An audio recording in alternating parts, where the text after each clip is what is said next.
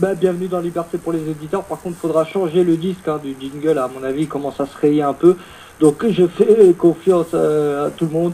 Donc, bienvenue dans un nouvel épisode de Liberté pour les auditeurs. Vous en avez l'habitude. Maintenant, ça va faire 3 ans qu'on est présent, 3 ans qu'on lâche rien. Et espérons, comme dirait notre ami que je ne citerai pas, pourvu que ça dure. Donc, on a un invité ce soir. On tape ce mois-ci dans les journalistes. On essaye de sonder un petit peu la vie des journalistes ou d'animateurs, que ce soit radio ou télé aussi. Donc ce soir, pour ceux qui connaissent un petit peu Énergie, tout ça, ils ont connu notre ami Florian Gazan du 6-9. Donc avant de le présenter, je vais présenter d'abord mon équipe et comme d'habitude, toujours à mes côtés depuis maintenant 2 ans, notre ami Xavier Coulant. Bonsoir Xavier.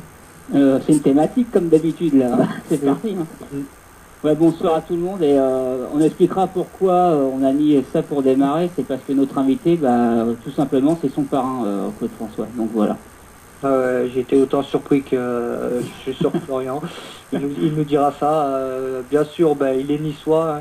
Il attend la Riviera, comme ou pas. On saura ça. Mais non. Voilà, de toute façon, il est parmi nous. Il nous dira ça. Bonsoir, Chris. Salut Stan, salut tout le monde et bonsoir à Florian et merci d'être venu. Salut. Bien sûr, en off, nous avons toujours notre Chris, le Belge, qui est parmi nous. Bonsoir Chris. Bonsoir à toutes et à tous. Bonsoir Stan. Bien sûr, pour la technique, bientôt la reprise de Handé, pour tous les spécialistes de hand et les amoureux de hand. C'est notre ami Ludo. Bonsoir Ludo. Bonsoir à tous, et la reprise dans 2 semaines avec une pléiade d'invités. Jérôme Fernandez, peut-être également notre parrain. Donc, soyez au rendez-vous tous les lundis à 20h. Et bonne émission à toi, Stan, et à ton invité, à tout ton équipe. Merci. Donc, oui, comme bonne transition, un autre invité, je le disais, il a animé le 6-9 entre 2003 et 2010, bien sûr. Il est très tonique, donc il a été sur Virgin Radio pour faire Virgin Tonique. Bien sûr, Europe 1, on va se gêner. C'est monsieur Florian Gazan, qui est aussi amoureux du Paris Saint-Germain. Je le dis car on en parlera dans l'émission. Merci Florian, comme on le disait, et merci d'avoir accepté l'invitation.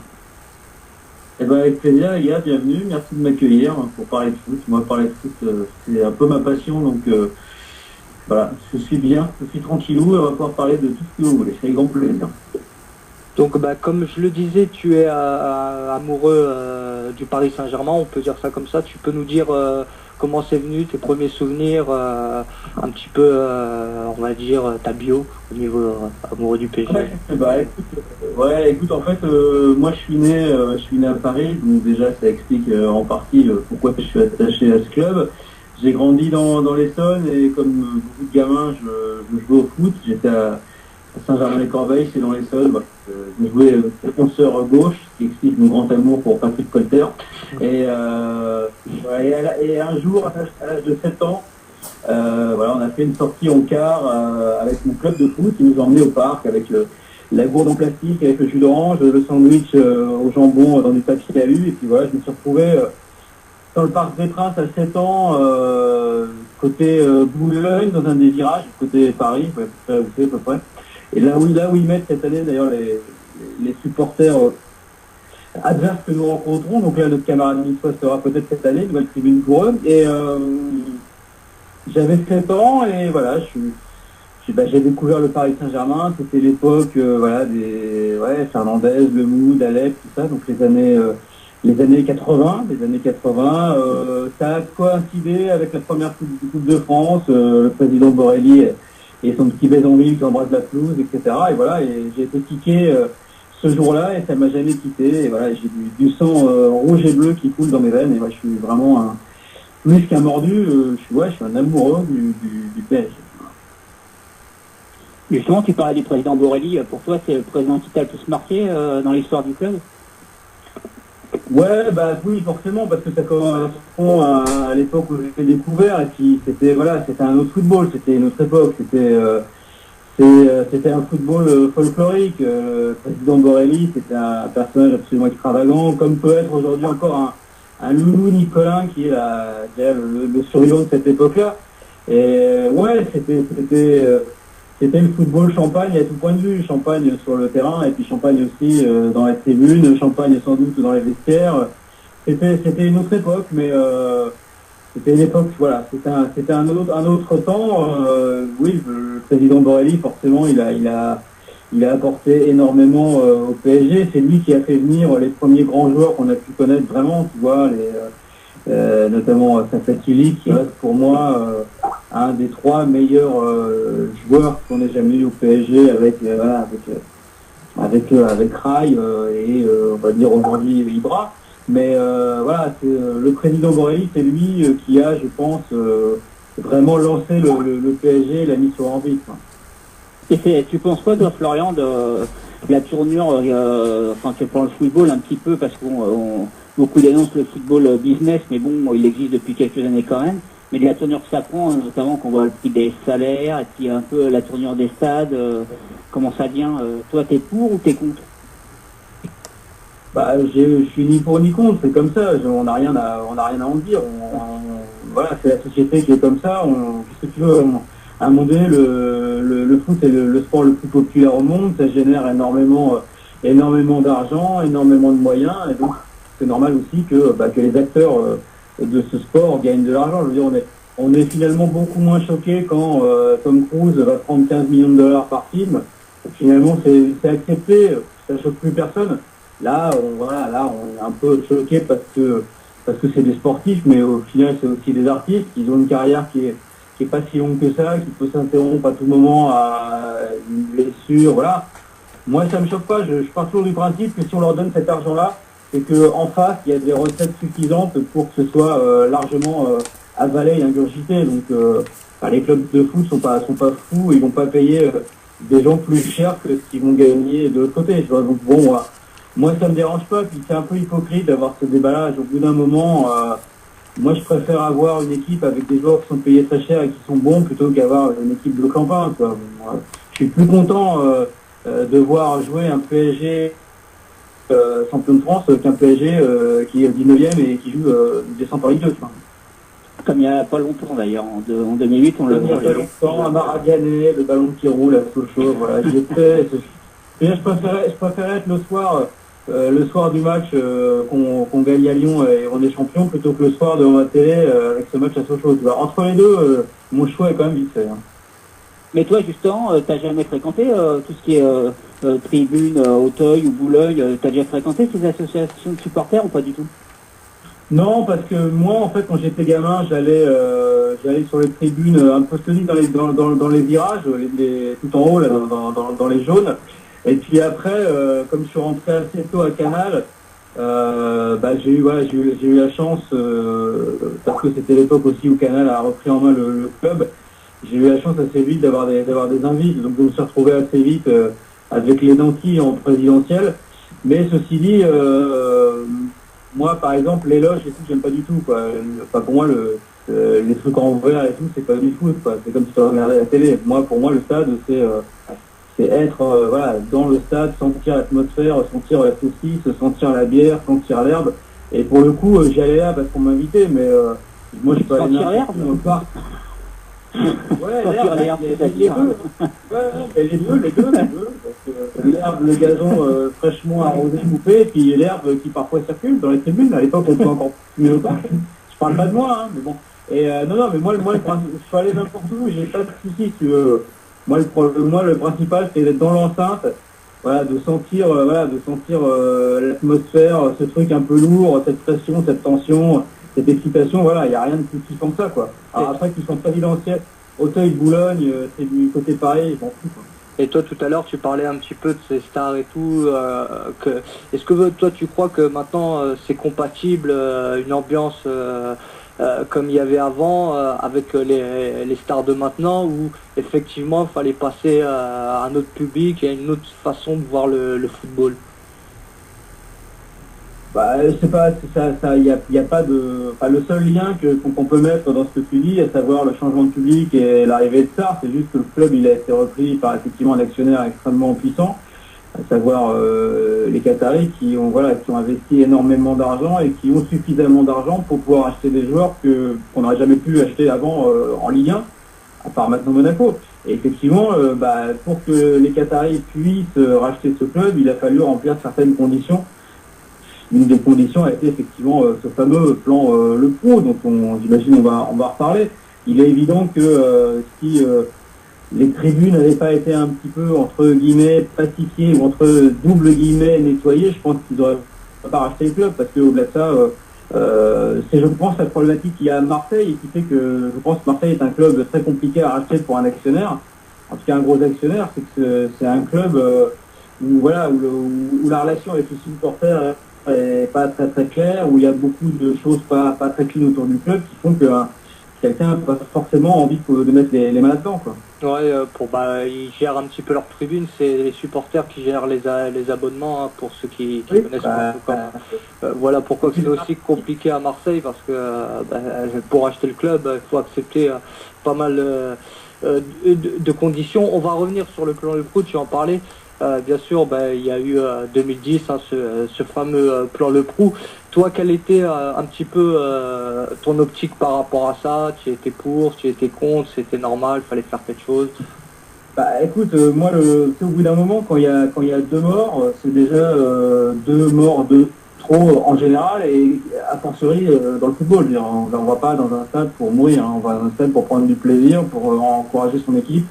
Pour être dans une attitude d'excitation, de positivité, pas pour y laisser la vie. Donc au bout d'un moment, il ne faut pas non plus se mettre des œillères. Je veux dire, quand il y a des débordements de supporters, quand les supporters en plus se battent entre eux, ça fait même pas par rapport aux supporters adverses, mais entre eux, quand ça dégénère, quand il y a des morts, au bout d'un moment, tu peux pas ne rien faire, quoi. C'est impossible qu'il y ait un actionnaire qui veuille racheter le club ou pas, tu es obligé d'intervenir. La situation elle a traîné, ça fait des années qu'il y a des problèmes, ça fait des années qui sont pas réglés parce que les pouvoirs publics ont peut-être pas fait leur travail non plus, parce qu'au bout d'un moment le club il a des moyens limités pour faire ça, hein, c'est pas lui qui légifère, et il a fallu taper aussi fort que les causes qui ont amené à taper. Je veux dire, quand tu as deux morts, tu es obligé d'avoir une réaction qui est, je dirais, assez forte. Alors pour le coup, il est sans doute trop par rapport à ce que ça aurait pu être s'il n'y avait pas eu ces malheureux morts, mais il a fallu en passer par là. C'est triste à dire, mais c'était malheureusement nécessaire, et c'est trop facile de taper sur le club. Et au bout d'un moment, si ça a dégénéré, c'est la faute des pouvoirs publics, c'est aussi la faute, je pense, un peu des supporters qui ont finalement pas agi peut-être comme ils auraient pu le faire. Parce que malgré tout, les supporters, en tout cas ceux qui foutent la merde, ils étaient identifiés, et les supporters, même l'ultra, mais qui viennent dans une attitude positive, les connaissaient, et il n'y a rien vraiment qui a été fait aussi au sein des supporters pour éviter que ça dégénère. Donc dire c'est un peu la faute de tout le monde, et dans ces cas-là, la réaction elle est effectivement aussi extrême, et moi je le regrette parce que l'année où il y a eu le plan Le Pro, c'est vrai que l'ambiance au parc était horrible. Enfin, t'as l'impression qu'on faisait des matchs à huis clos, t'as l'impression qu'on était à Monaco, tu vois. Et le parc, c'est tout ça. Le parc, c'est un stade qui doit vibrer, où ça doit crier, ça doit chanter, où voilà. En plus, la configuration du stade fait que tout ça reste à l'intérieur, c'est extraordinaire. Mais bon, je veux dire, deux morts, quoi, les gars, deux morts. Hein.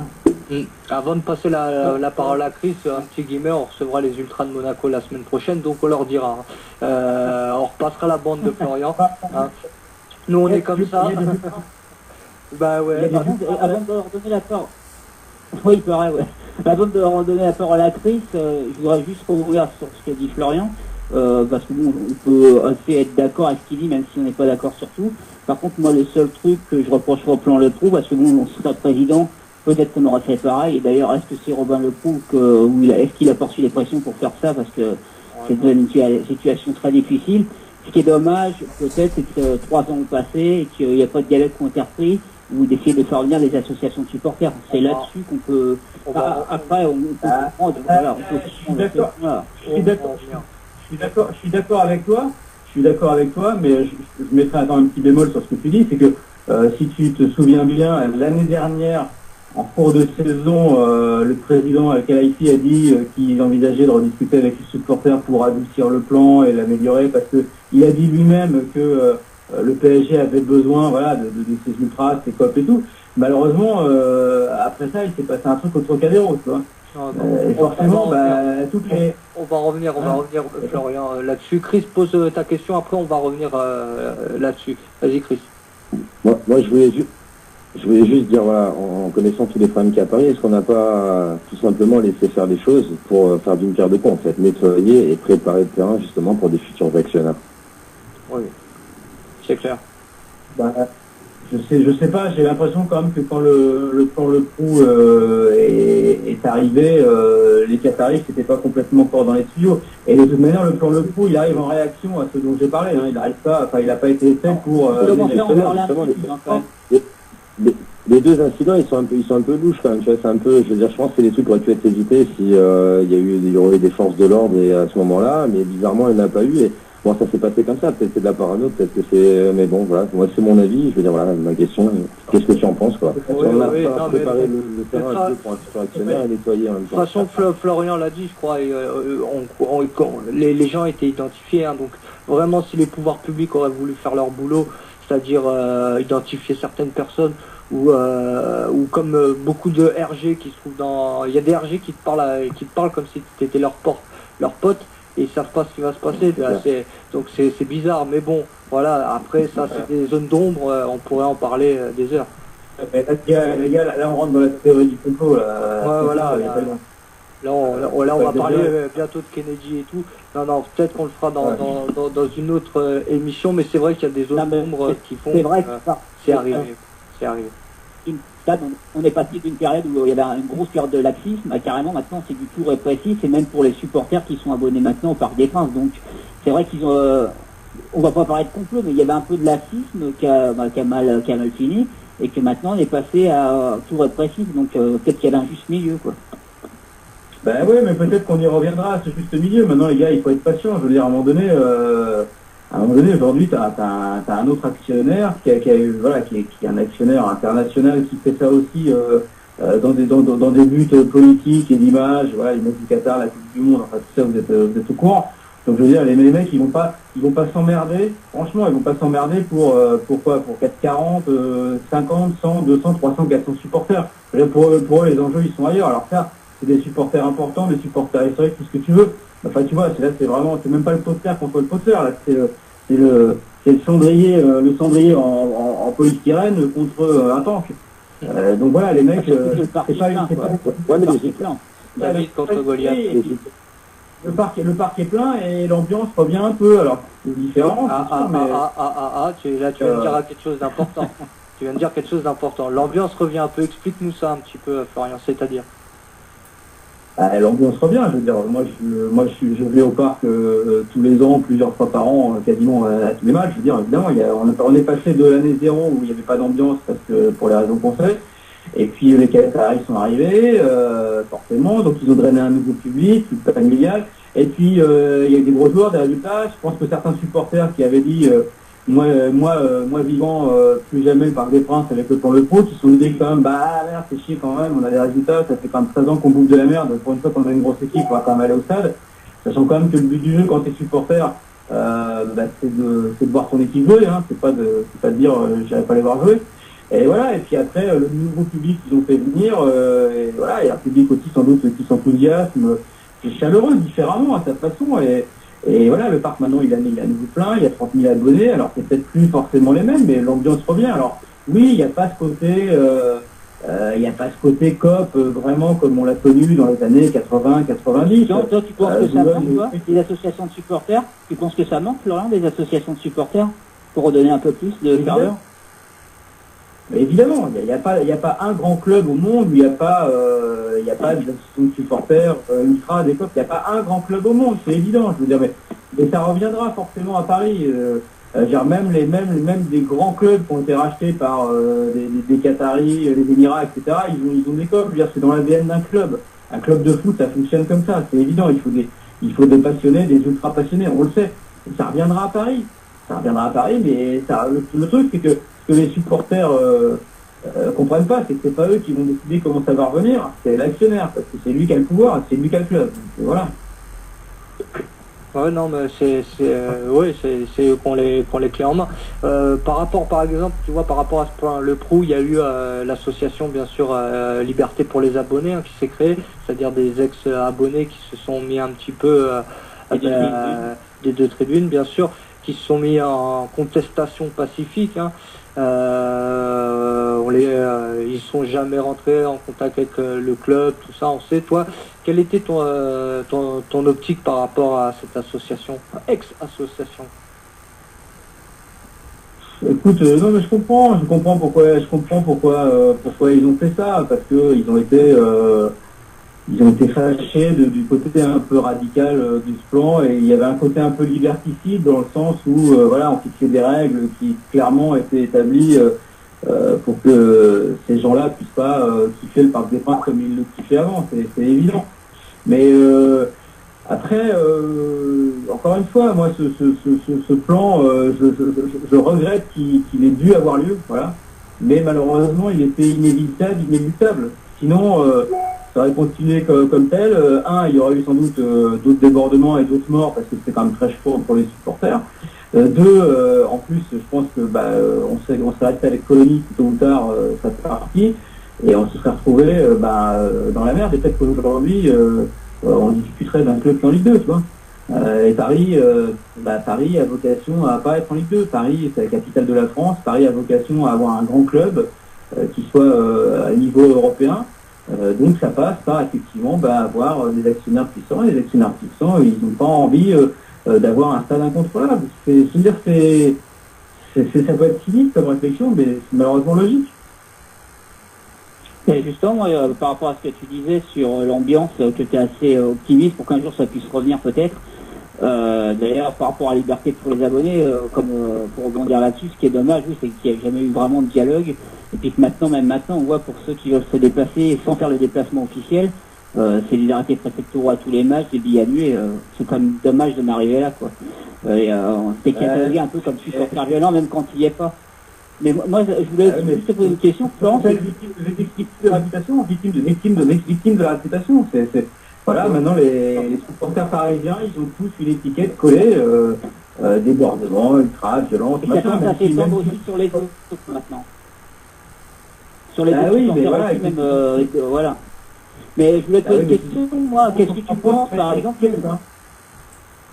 Attendez, nous, on a reçu on a reçu des supporters, par exemple, qui font les déplacements au Parc des Princes en virage visiteur. Et que déjà, ce qui est étonnant, c'est que le club n'ait jamais donné les moyens, par exemple, aux supporters présents maintenant au PSG, de leur donner des tambours, des mégaphones pour donner un peu plus d'ambiance. Et même les visiteurs, on leur donne pas les moyens, on ne voit pas qu'ils rentrent avec des mégaphones ou des tambours. Donc quand tu dis que tu es assez optimiste pour le retour des ultras, moi j'ai plutôt l'impression qu'à Paris, on a envie d'avoir un public un peu comme c'est actuellement, comme tu disais tout à l'heure, un peu plus tranquille, même s'il y a un peu moins de ferveur ou d'ambiance. Je pense qu'il y a des ultras qui vont revenir, mais ce sera pas les ultras d'avant. C'est parmi le public, le nouveau public, ou le public qui vient maintenant, il y en a qui vont devenir ultras parce qu'ils vont être à tous les matchs, parce qu'ils vont s'investir dans cette passion du club. Et il y aura sans doute d'autres anciens ultras avec des nouveaux ultras, et ça fera une génération 2.0 d'ultras. Je pense pas que ce qu'on a connu avant reviendra. Voilà, pour plein de raisons. Dont on vient de parler, mais je pense qu'il y aura à nouveau des pop et des ultras à Paris.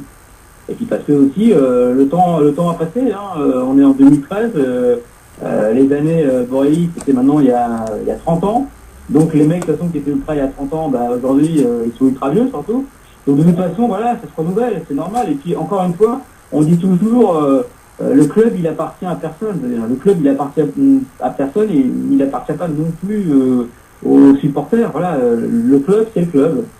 Donc les actionnaires passent, les joueurs passent, les entraîneurs passent, les supporters passent aussi. Voilà. Il y en a qui restent. Ça dépend. J'ai même 38 piges, je suis encore là, et il y en a qui restent quand même.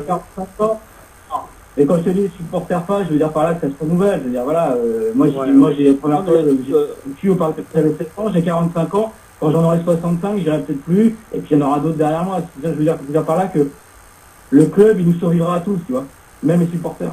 Non, mais ça, je suis d'accord, parce que de toute façon, qu'il y ait de nouveaux supporters, quand nous on y a été, c'est les anciens. Ce qui est dommage, et comme tu disais tout à l'heure, Florian, c'est qu'on a bouffé pas mal de crottes pendant des années, être là, et puis que maintenant qu'il y a une belle équipe, il y a ceux qui étaient dans ces virages et puis qui ont vécu ces années-là, ils sont pas là pour vivre les bons moments, comme tu dis, d'avoir une belle équipe. Maintenant, c'est ça qui est dommage. Après qu'il y ait des nouveaux supporters, le seul truc qu'on peut reprocher, c'est qu'il y ait les anciens pour voir des nouveaux arriver, qu'on a voulu renouveler un peu complètement. C'est le seul truc qu'on peut reprocher. Voilà. Tu dis les anciens, ils sont pas là, mais personne leur interdit d'aller au Parc des Princes. C'est eux qui veulent pas y aller dans les conditions. On leur demande d'y aller. Non, c'est voilà. C'est tant qu'il y aura tant qu'il y aura de l'aléatoire, il n'y aura pas de discussion, c'est clair. Non mais moi il y a un moment, les gars, moi je suis supporter du PSG, moi mon kiff dans la vie, c'est de rentrer au Parc des Princes, de m'asseoir n'importe où, tu peux me foutre sur un strapontin, tu peux me foutre sur un brancard. Moi mon kiff c'est d'être au parc, de ressentir ce plat et de voir un match de foot. Ok, et je me priverai jamais d'aller voir un match de foot du PSG pour une raison irrécusable. À un moment donné, c'est des discussions philosophiques, c'est des questions de principe, c'est du bras de fer et tout. Mais moi je trouve ça quand même aberrant qu'un supporter s'interdise d'aller voir son équipe pour des raisons de placement aléatoire. Ok, d'accord, c'est chiant. Enfin, c'est encore plus chiant de ne pas voir le match, non? Enfin, je sais pas. Là, on pourra rentrer dans c'est vrai. D'ailleurs, c'est pour ça que... Après, pour prendre leur défense... Beaucoup d'anciens qui sont retournés, c'est pas vrai.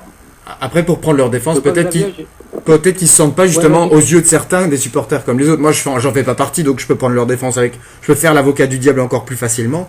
Mais peut-être qu'effectivement, eux ne se sentent pas supporters comme les autres et ils se sentent justement discriminés. Et donc, effectivement, quand on est une chatte de plomb à chaque fois qu'on fait quelque chose ou qu'on a peur, si on rote, de se faire arrêter avec des menottes, je peux aussi peut-être ressentir et percevoir cette crainte-là de leur part. Ouais.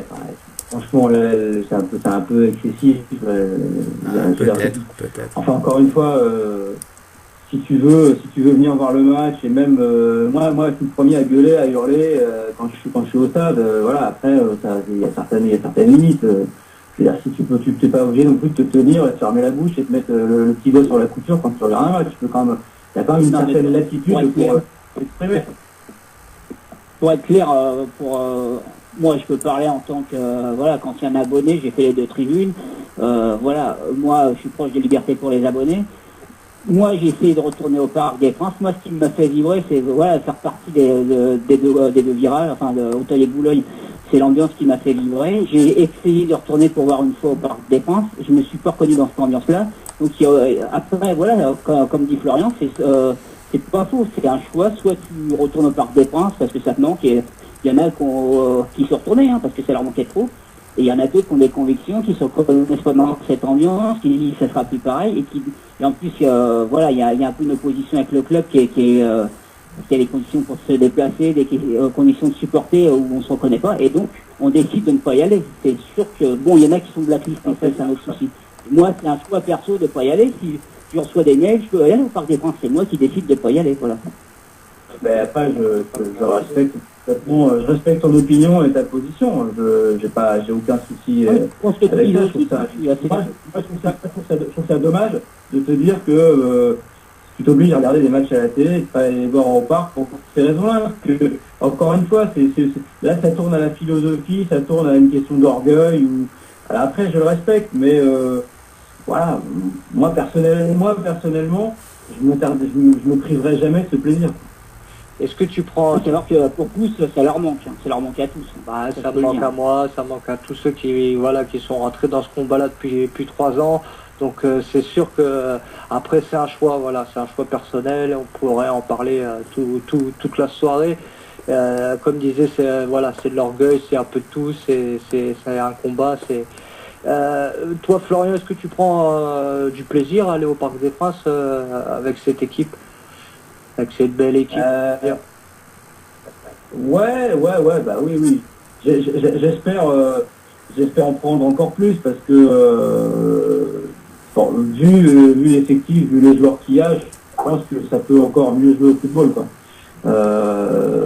Pour l'instant, ça joue un peu sur les talents individuels des uns et des autres, je pense qu'il y a moyen de faire vraiment une vraie équipe.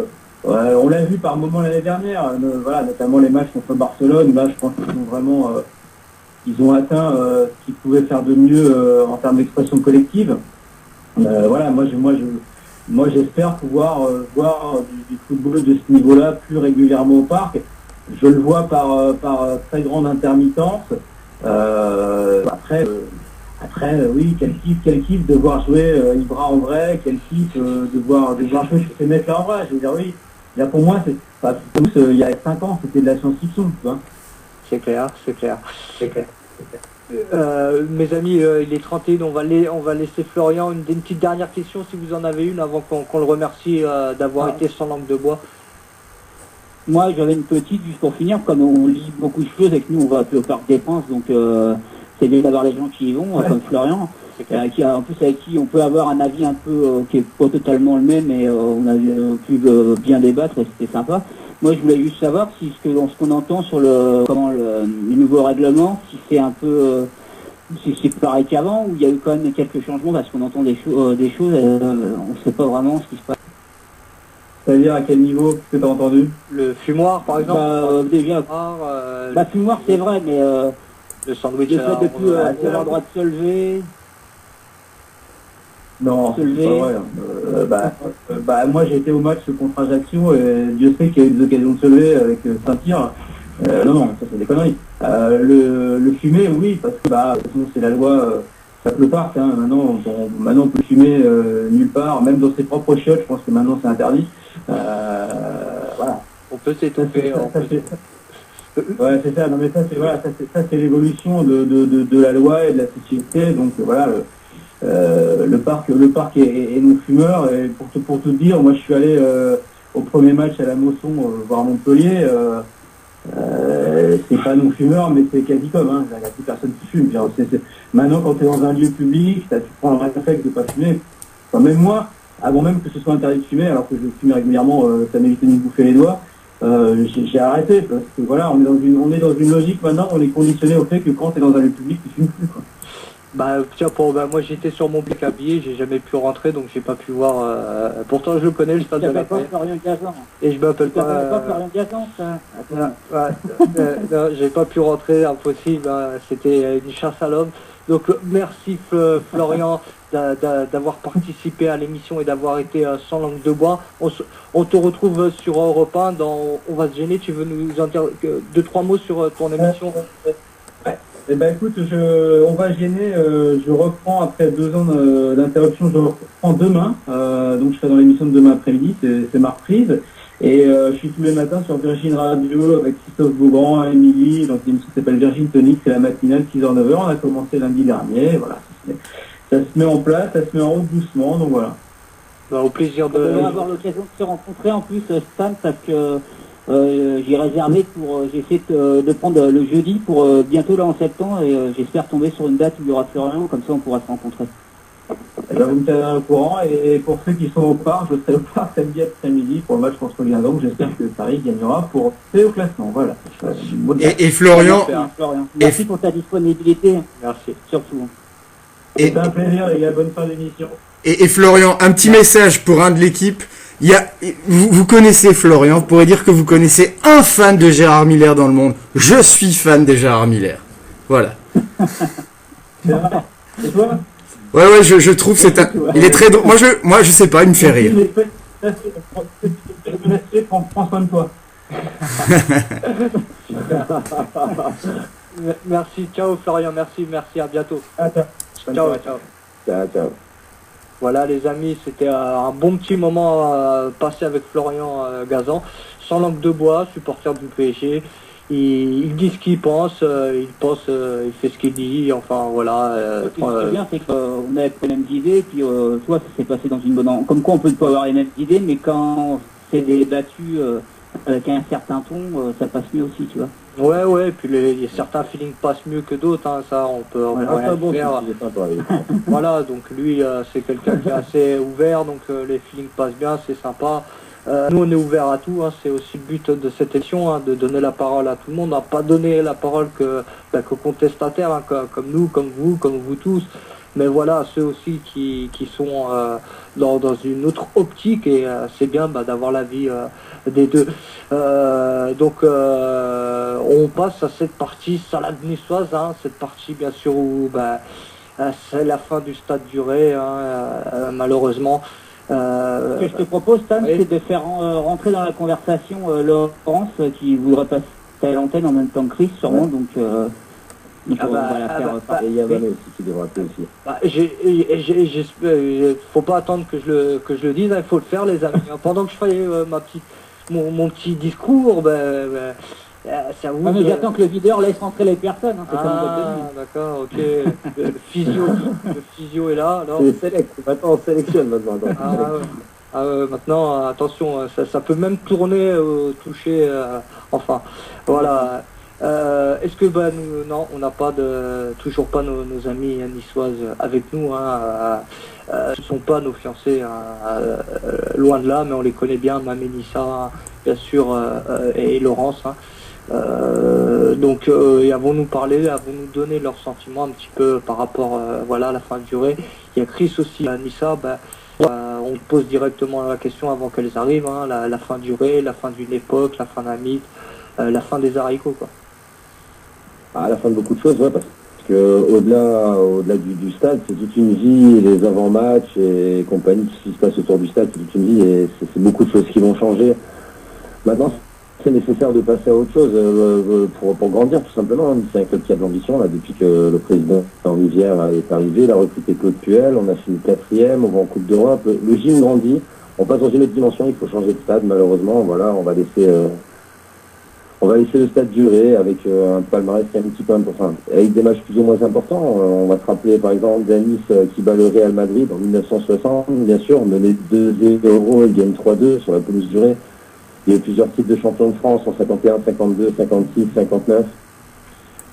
Et puis ils ont battu le Barcelone, le FC Barcelone, c'est 3-0 à domicile. C'est quand même, à l'époque, c'était une grande équipe, le Fenerbahçe, le Celtic Glasgow. C'est un stade qui a toujours été chaud, hostile. Toujours un stade, il y a beaucoup de joueurs qui ont déclaré avoir plus ou moins peur de venir au vrai, parce que c'est toujours un stade où l'ambiance est chaleureuse et c'est vraiment tendu pour les adversaires. Donc c'est vraiment tout un stade, un mythe qui va se séparer dimanche après-midi. Bonne transition. On a Laurence avec nous. Bonsoir Laurence, comment vas-tu? Ça va et toi? Ça va. Ça fait plaisir de te recevoir, hein. Bien sûr, pour parler de Nice, mais plus particulièrement de la fin du stade duré, hein, comme Chris nous a fait un petit peu la biographie de ce stade.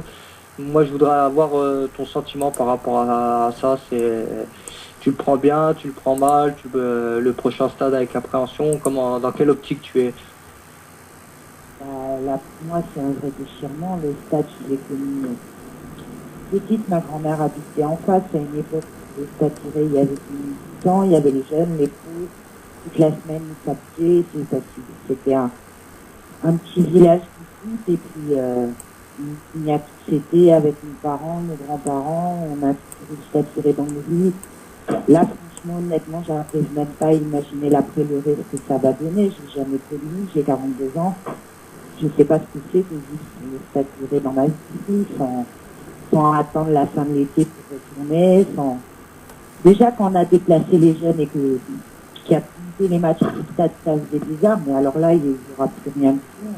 On sait même pas ce que ça va donner quand on entend ce qui se passe dans les nouveaux stadiums modernes.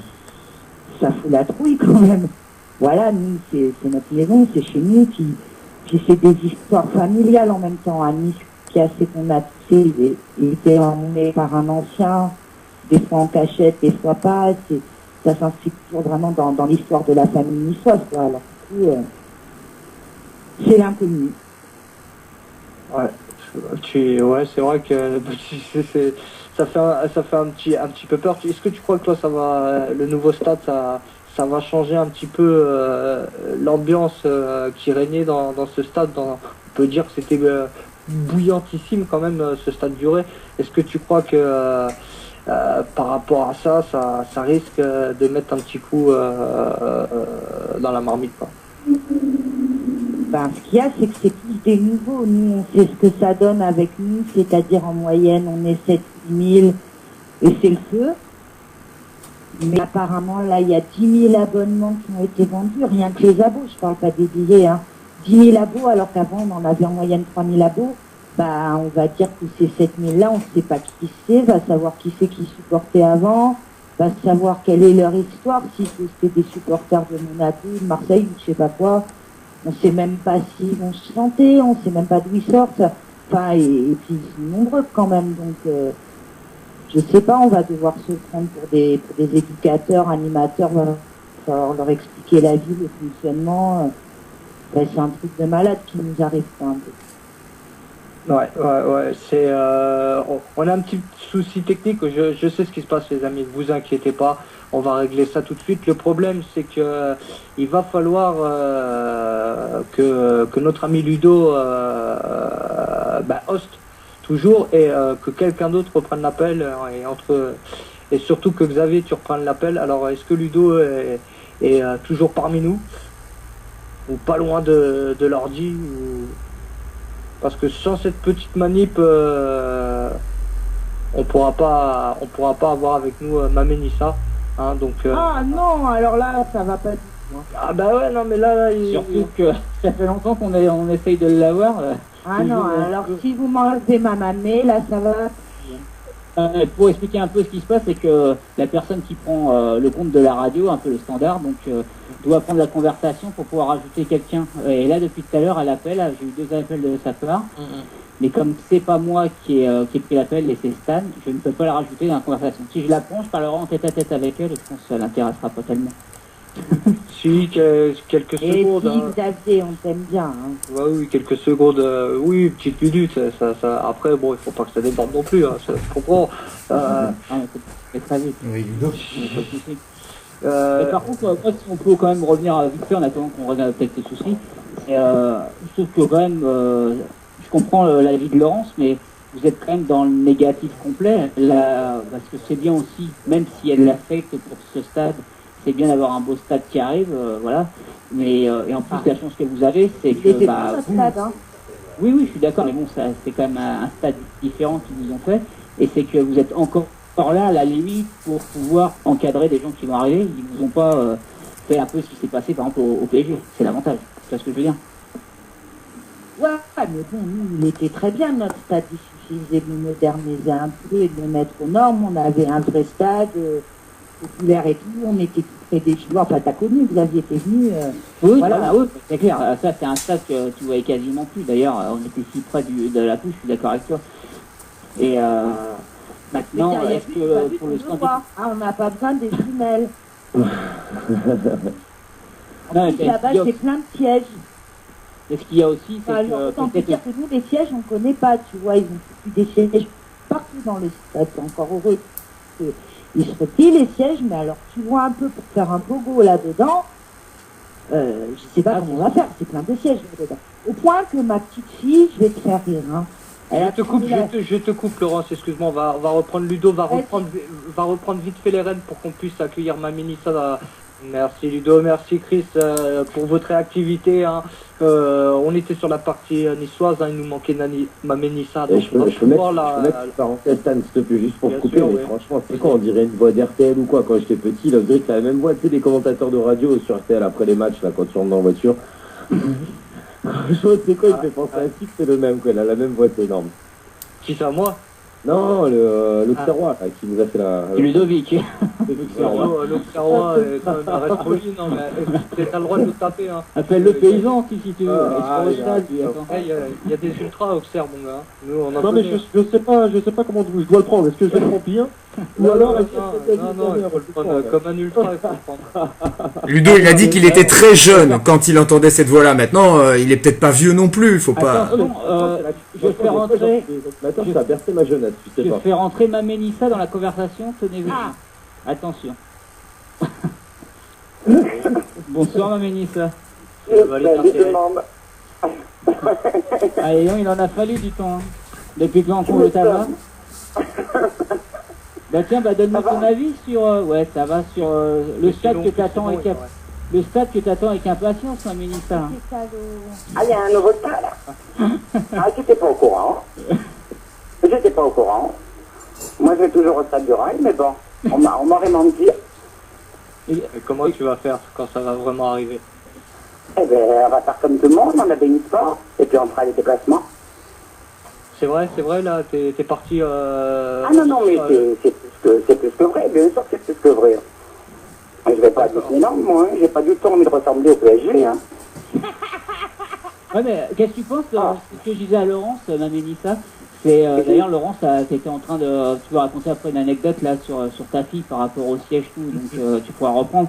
Mais moi je suis d'accord, je vois ce que vous voulez dire, mais sur le fait que ça fait mal de changer un stade où vous avez vécu tant d'années avec le cœur, c'est le cœur qui parle, mais le fait que même si vous allez dans ce nouveau stade, Bonsoir tout le monde. que vous soyez là, au moins vous êtes toujours là, donc Oui, là, il faut faire attention à la limite au changement du club. mais tu veux faire attention à quoi? Bah, vous êtes toujours là un peu pour... Mais tu as entendu là? Est-ce que tu as entendu la personne qui est passée avant pour le PSG? Oui, bien sûr. T'as pas été effrayé de ce qu'il a dit? Disons qu'au bout de 2 ans, on a été effrayés. Non, mais quand on te dit les supporters, on s'en fout, les supporters reviennent, ils s'en vont. Non. Les supporters, ils restent, eux. Les actionnaires s'en vont. Ouais, mais justement, On en a vu les présidents, on en a vu les dirigeants, mais les supporters, c'est les mêmes. Oui, justement, et t'as pas peur que, par exemple, au PSG... Pardon de vous interrompre, mais c'est plus les mêmes au Paris Saint-Germain. Moi, je suis d'accord dans l'esprit avec ce que... C'est ce qu'a dit. Non, mais justement, quand tu dis ça, le fait, par exemple, de boycotter, c'est un risque de faire ce qu'on a fait nous au PSG pour Mais ça certains. va se faire. Malheureusement, personne ne bouge. Et quand j'entends des anciens, je reprends le PSG, bon, à la rigueur des vrais ultras, qui te disent, mais c'est pas grave, mais c'est foutu si tout le monde courbe le dos comme ça. C'est foutu. On fait plus de déplacements, ça ne choque personne. C'est plus facile d'être un terroriste que d'être un supporter maintenant. Faut arrêter un peu 5 minutes les conneries. Faut arrêter de courber le dos et de dire amen à tout. Ah, On fait quoi? Là, on voit bien... Ton collègue, Steph, celui qui est sur Facebook, parce que je le connais sur Facebook, attends, on le fouille, ce type-là. On va fouiller des gamins, mais pourquoi pas des bébés? On va leur enlever les couches pour voir si on n'a pas quelque chose. Il faut arrêter 5 minutes du délire profond. Maintenant, si vous voulez être spectateur, parfait, allez à l'Alliance Disneyland et à votre PSG, machin, Ultra Qatari, c'est parfait. Mais ne me parlez pas de ça, des populaires, faut arrêter. Moi, les joueurs, je vais vendredi à l'entraînement, je vais leur serrer la main, je vais leur faire la bise. Mais attends, je veux quoi du huis clos?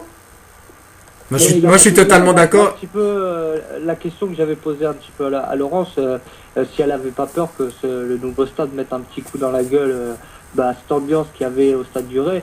Donc je vois que toi tu iras plus. Est-ce que tu crois vraiment que ça va mettre aussi un petit coup dans la gueule à tout le monde? Mais bien évidemment, attends, quand on passe aux informations, alors là c'est Nick le Menteur et France 3 Collabo et compagnie, il y a 10 000 abonnements, tout le monde est super content. Est-ce qu'on peut enlever aussi les entreprises et la mairie? Il y a 1500 places de parking, yes, génial, réservé aux VIP, mais ça choque personne. On est la plus mauvaise affluence de l'année. On pouvait refaire le stade du Rail avec 25 000 places, on a le tram, il y avait le parking. Mais non, il faut avoir la folie de grandeur. Mais est-ce qu'il y en a beaucoup qui sont comme toi, qui ont décidé de ne plus y aller, enfin qui veulent pas aller dans le nouveau stade?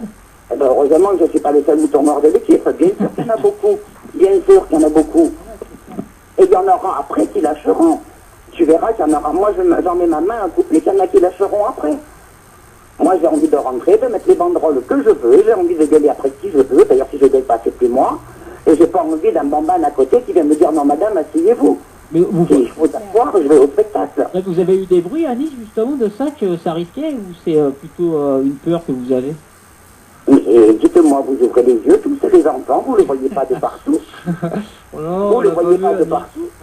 Non. Ah non, quand on doit prendre le pied, on ne peut pas aller en Corse, ça choque personne. Ouais, On ne peut plus aller à Marseille, ça choque personne. Il faudrait juste quand même rétablir la situation. C'est quand même les Niçois qui ont été agressés par les Marseillais. Mais nous, les Niçois, on ne doit pas aller à Marseille. faut nous expliquer. Non, mais je suis d'accord avec ce que tu dis. Mais de toute façon, nous, on est d'accord avec tout ce que tu dis, parce que c'est notre créneau, et d'ailleurs, on a pris des contacts. Le problème, c'est pas d'être d'accord, c'est qu'est-ce qu'on fait. Non, mais je suis d'accord. Non, mais ce que je veux dire, c'est que nous, on vous a contacté justement quand vous avez été agressé après le match à Marseille. Ça, je suis d'accord, c'est les grands médias en général, oui, qui, à part certains, qui s'inquiètent pas de ça, et que ça chaque fois. D'ailleurs, beaucoup de journalistes qu'on reçoit, ou des people, Stan, quand tu parles d'arrêtés préfectoraux de blacklistage, en fin de compte, tu te rends compte que ça les choque, mais bah voilà, c'est comme ça. Et ouais, c'est limite des sujets tabous, même. Voilà. C'est limite des sujets tabous, parce que voilà, il faut aussi bien passer auprès de ses collaborateurs et auprès du PSG, hein, parce que c'est bien sûr, il faut rentrer après au parc. Donc oui, nous aussi, on peut dire ce qu'on veut, parce que nous aussi, on est dans cette forme de boycott. Mais c'est vrai que là, mais c'est vrai que honnêtement là, Mamet, je suis complètement surpris qu'il y en ait, tu dis, pas mal qui décident de boycotter. Je suis même content que ça arrive, parce que voilà, il faut aussi un petit peu arrêter les conneries. Mais c'est vrai que Nice commence aussi je serais encore plus contente si au lieu que ce soit les ultras du PSG, les ultras de Paris, les ultras de Nice, bon, je parle pas des ultras maquillés qui sont maquillés avec leur club, hein, c'est complètement différent.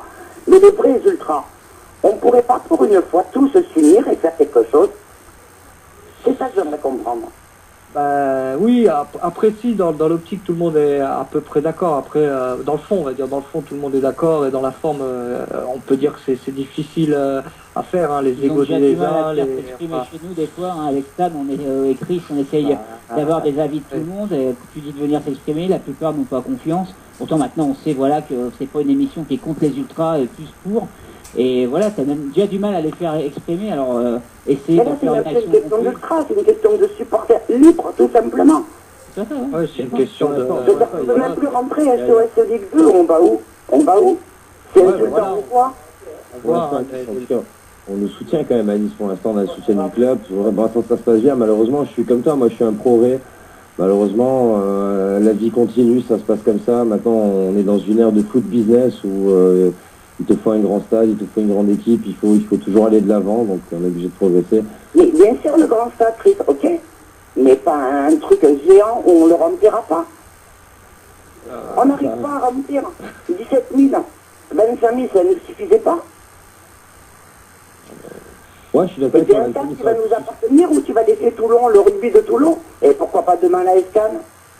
Non, je suis d'accord sur le fond, mais toujours est-il que maintenant on n'a pas le choix, c'est fait, c'est là, on est au pied du mur, donc malheureusement c'est une page qui se tourne. Après peut-être, comme tu dis, pas mal vont peut-être arrêter, moi enfin, je dis pas que je vais arrêter, mais c'est vrai que l'ambiance va changer, c'est voilà, après ça se trouve ça sera peut-être mieux, il y aura peut-être une meilleure ambiance, on n'y est pas encore, on fait rien, on est au pied du mur, là, on y arrive là, hein, c'est les derniers matchs, là, on reçoit Limassol jeudi soir.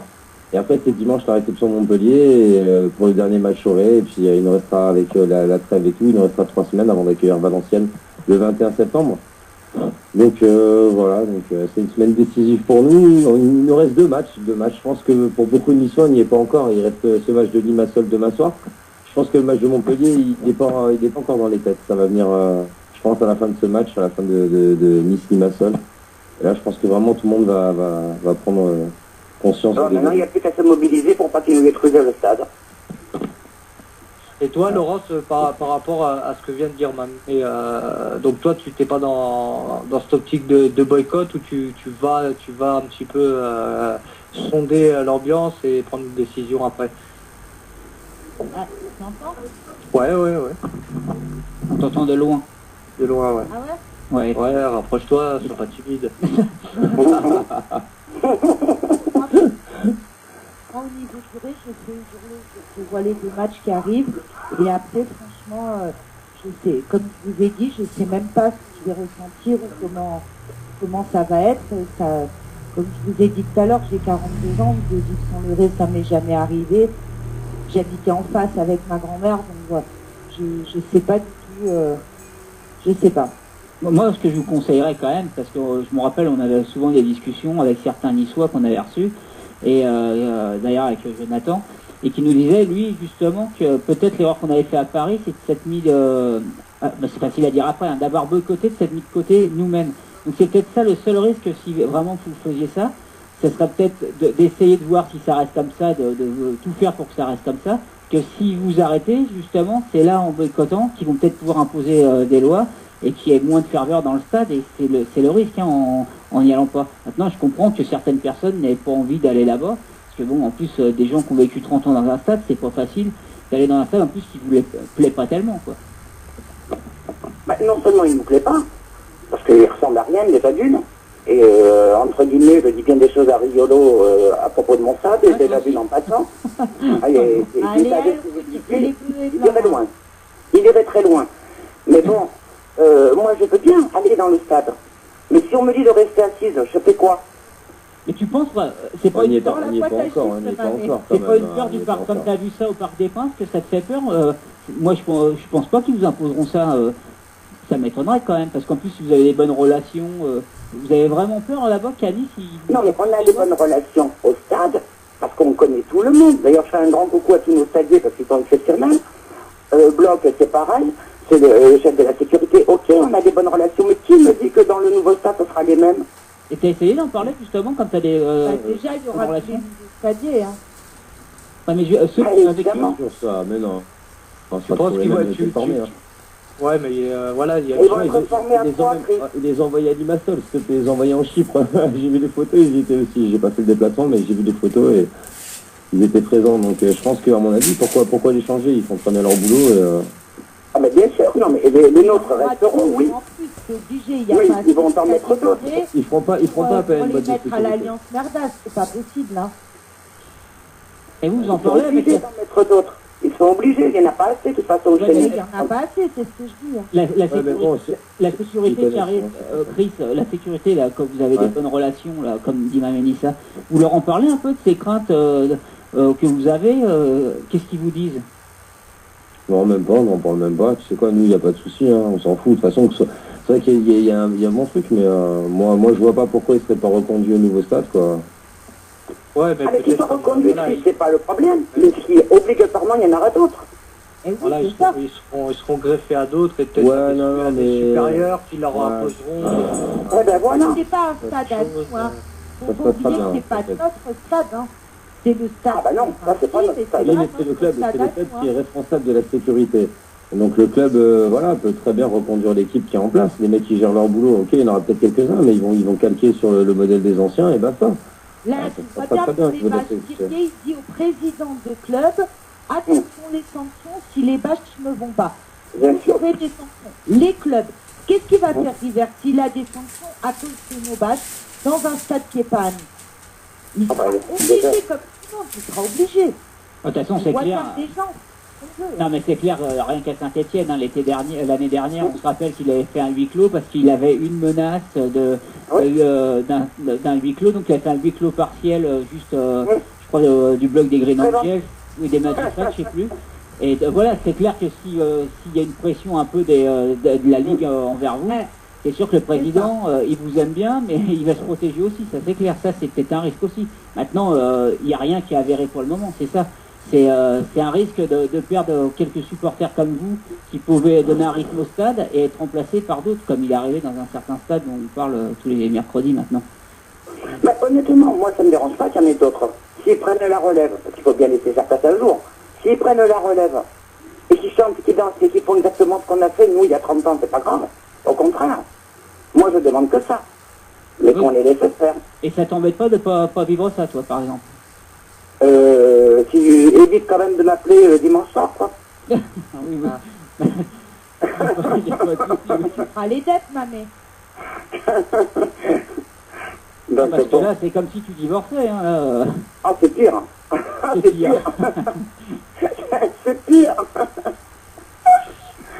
Mais bon, non, je ne supporterai pas, moi, de rester assise. J'arrive déjà pas à rester assise à la maison. Qu'est-ce que tu veux que je reste assise dans un stade? Ouais, mais excuse-moi de revenir encore là-dessus, parce que moi, à force, tu vas m'en coller. Non, Marc, t'es loin, ça m'arrange. Non, t'es loin, mais c'est pas grave, on arrivera à jouer.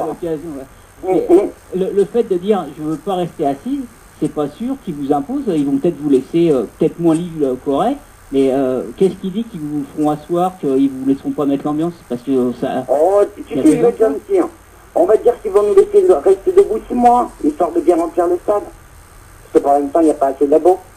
T'as vraiment Et on cette verra crainte-là, après. quoi. T'as une crainte d'un PSG bis un peu, quoi. Enfin, même si... Mais le problème, c'est pas ça, je parle pas, moi, du club. Je parle de ce qu'on va imposer, de ce que l'UEFA, le machin, les fédérations, le pataquès vont imposer. Ouais, C'est les normes européennes déjà qu'il y ait des sièges. T'as confiance avec la Ligue LFP, elle est très petite, quoi. T'as pas confiance avec la LFP. Bon, je crois que... Mais tu crois que j'aurais confiance en eux, ça serait si on avait confiance en eux, hein. C'est clair, c'est Et clair. moi, vu l'âge que j'ai, je suis loin d'avoir confiance en eux, hein. On m'en a vu déverser des palmiers, je crois, non? Ouais, c'est pas faux. Donc bon, non. Et puis il y a l'euro, excusez-moi. Il y a l'euro qui arrive, c'est magnifique l'euro. On n'est pas capable de contenir 200 supporters, mais il y a l'euro qui arrive. Oh mon Dieu, alors là j'ai hâte. Je vous promets que c'est pas ma mère à l'antenne, hein, parce que bon, elle parle un peu comme nous, mais je vous promets que c'est pas la mère ni à Stade ni à moi. Hein. Imaginez des matchs à Nice, avec la configuration du vieux Nice, quand il va y avoir des Polonais qui vont arriver, alors là je me régale. Là on va se régaler mes enfants. Hein. Non, il faut arrêter à ça. C'est clair. Chris, est-ce que t'es surpris du boycott de Babelissa ou toi ça... Pas la seule, elle a dit. Oui, mais c'est la seule qu'on a avec nous ce soir en direct. Donc Chris, est-ce que tu es surpris ou pas du tout, ou t'avais des bruitages comme quoi d'autres le faisaient aussi?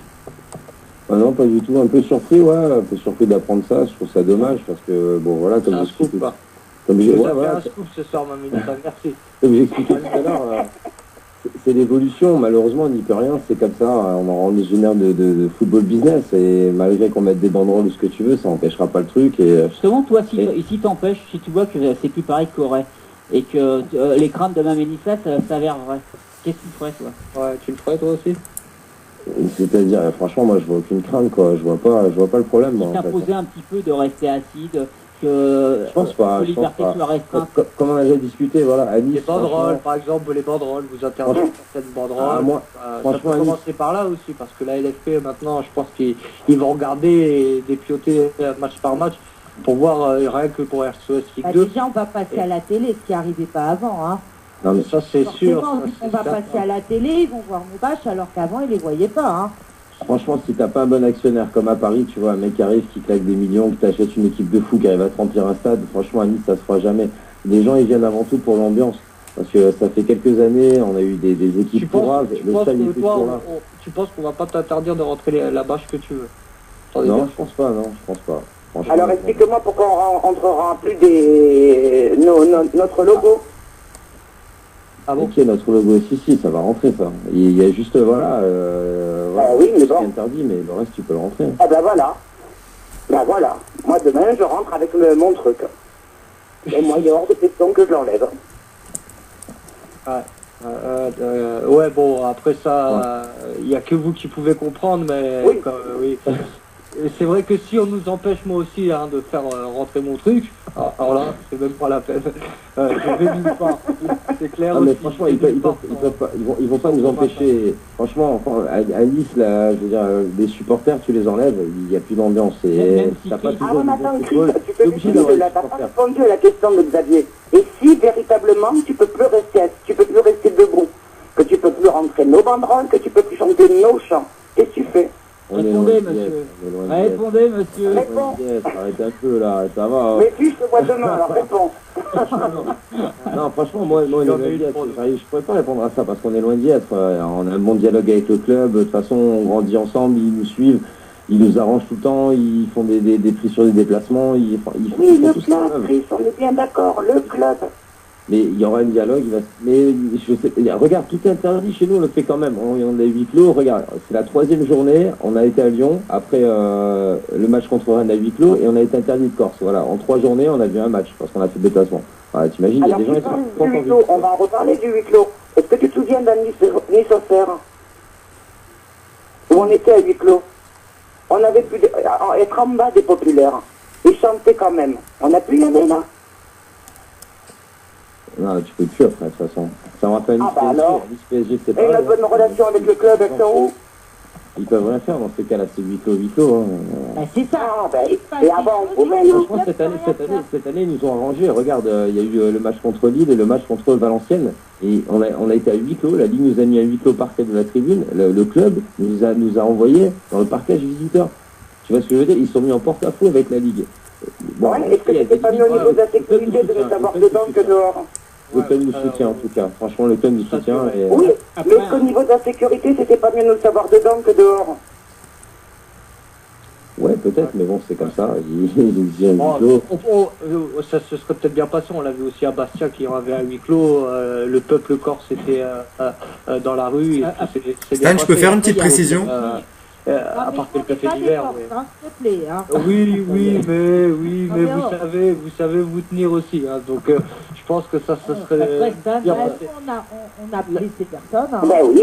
Il fut un temps où un isocère à huis clos, on avait pu rester derrière la populaire et chanter. Là, on ne pouvait même pas rentrer, c'était, attention...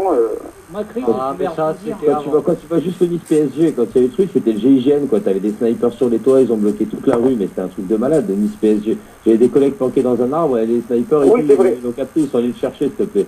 Attends, oui, mon collègue, il était là, ils étaient quatre planqués dans un arbre pour essayer de voir le match, s'il te plaît, les snipers, ils sont venus se déloger, ils ont dit, oh, vous faites quoi, les gars, dégagez. moi, je suis assez d'accord. Je voulais rebondir sur ce que tu disais, excuse-moi.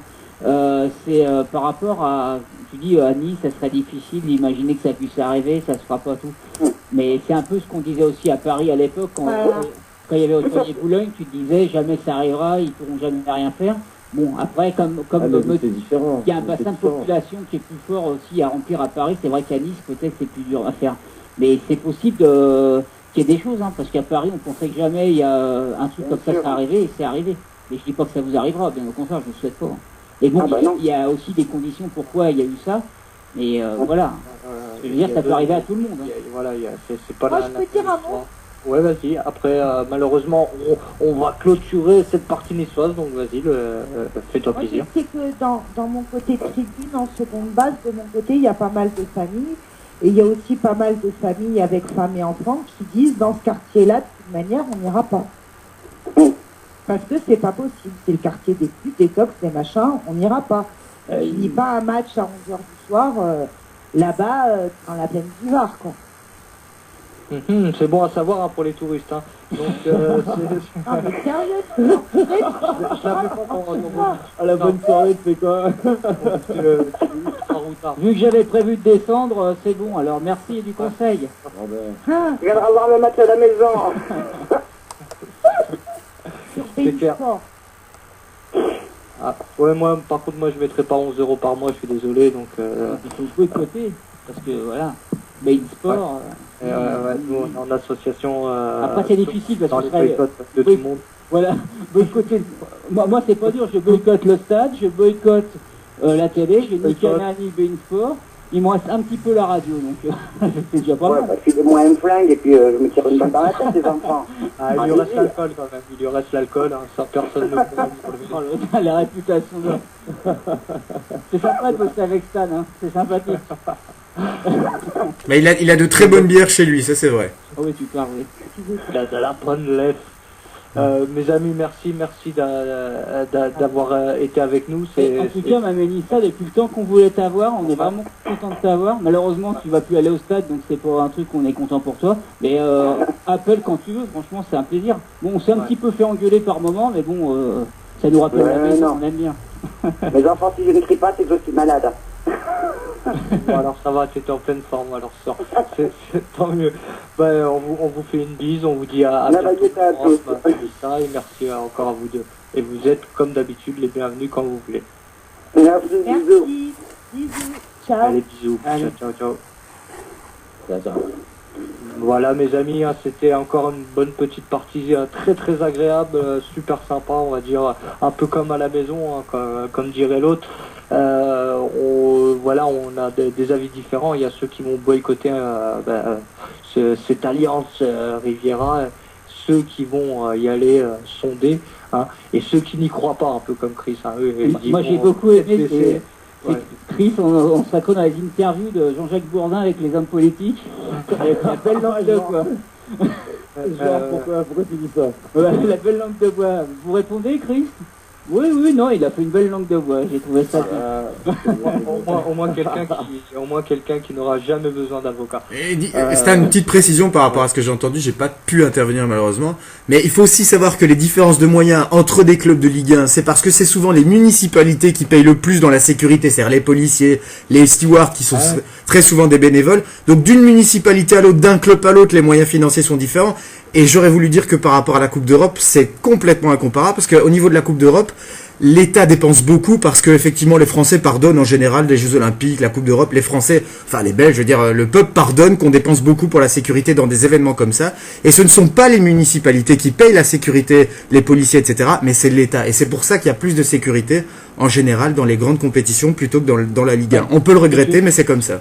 Ce que tu veux dire, c'est que quand ce qu'on reproche souvent de dire ça organise l'Euro 2016, ça s'est pas organisé un déplacement pour quelques supporters, qu'est-ce que ça va être à l'Euro?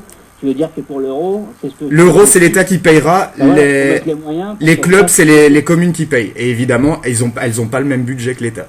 Ce qui veut dire qu'on veut bien se faire chier quand il y a un Euro ou une Coupe du Monde, mais par contre, organiser des déplacements de supporters de clubs, voilà. Tu l'as mieux résumé que moi. Ouais. Mais le problème, il n'est pas là. Le problème, c'est que bien souvent, quand ils demandent l'avis des experts, soi-disant qui sont sur place et tout, et ils te disent, oui, on est capable de le faire, mais c'est au-dessus. C'est au-dessus. Puis systématiquement, c'est non. Ils prennent pas. Il y a trop de risques, soi-disant. Alors que les experts sur place, à chaque fois, tu lis, moi j'ai lu les articles et tout, les experts sur place, les RG, tout ce que tu veux, ils sont d'accord. Oui, on peut encadrer le machin. Je pense qu'à ce niveau-là, il y a un problème. Je pense que les Condés sont capables d'organiser tout ça, mais c'est au-dessus. C'est l'industrie, apparemment, c'est systématiquement niet. Justement, peut-être pour des dépenses inutiles. C'est la solution de facilité aussi, comme on dit. Exactement, voilà. C'est plus facile. Stan, si tu veux, on va recevoir notre dernier invité, là, si tu allez, c'est parti. Bien le quart d'heure. Donc, comme je sais pas, t'as pas eu trop de contact avec lui, c'est plus moi. Alors là, on va voyager, hein, parce qu'on est passé de Paris à Nice, et là, on va aller à Montréal. Donc, on va voir si on te reçoit bien. Thibaut, tu nous entends, là? Ouais, moi je vous entends bien, vous m'entendez bien, vous? Ouais, un peu lointain, si tu peux essayer d'augmenter un petit peu le son de ton micro. Bon, en fait, c'est mon micro qui est vraiment tout vite et je vais me rapprocher. On t'entend bien, tabarnak. Alors toi, t'es... Ah ouais, et si j'ai un peu l'accent, c'est pas de ma gueule quand même, ça fait 50 ans. Elle par contre... T'es comme ma cousin, t'es cousin de l'autre côté de l'Atlantique. Et par contre, niveau quota, c'est un peu trop. On a un accent belge, accent niçois aujourd'hui. L'accent belge, il t'emmerde, d'où j'ai un accent belge, ou alors tu parles de Stan. Ouais, ça, j'ai l'accent pourri de Paris. Ah bah d'accord, il est sympa, lui, il va être avec lui. Ouais, Thibaut, justement, alors avec mon accent pourri de Paris, donc je vais te poser une petite question. Donc, comme tu disais, toi, t'es pas de là-bas, t'es à Montréal depuis quand? Et puis, tu peux nous dire si ce que tu faisais avant en France, c'était supporter d'un club ou quoi? Ouais, c'est ça, moi je viens de Caen. Donc j'étais au LNK 87 pendant 5-6 ans, vraiment la période où j'habitais à Caen, et puis j'avais le stade avec l'abonnement et puis tout. Et puis après j'ai déménagé pas mal en France, et donc j'ai essayé de faire les déplacements qui étaient pas trop loin de là où j'habitais à ce moment-là, et puis au sud-est de la France. Et puis ensuite, c'est ça, là, maintenant, ça fait 5 ans que je suis là à Montréal. Donc, j'ai vu assez rapidement qu'il y avait un club de football, donc l'Impact de Montréal, en l'occurrence.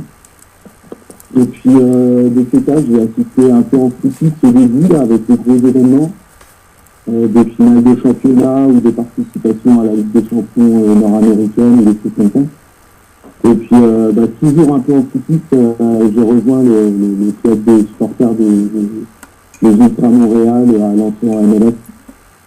Donc voilà, donc maintenant ça va faire la deuxième saison que je suis avec eux. Et donc du coup, je découvre le mouvement et à Montréal et un peu en Amérique du Nord. Et ça, t'en penses quoi par rapport à ce que tu as connu en France au mouvement? C'est débile. C'est-à-dire franchement, en fait, c'est assez amusant parce que comme ça fait 5 ans que je suis en Amérique du Nord, je vois un peu... alors c'est pas trop vrai au Canada, mais surtout aux États-Unis, soi-disant le pays de la liberté,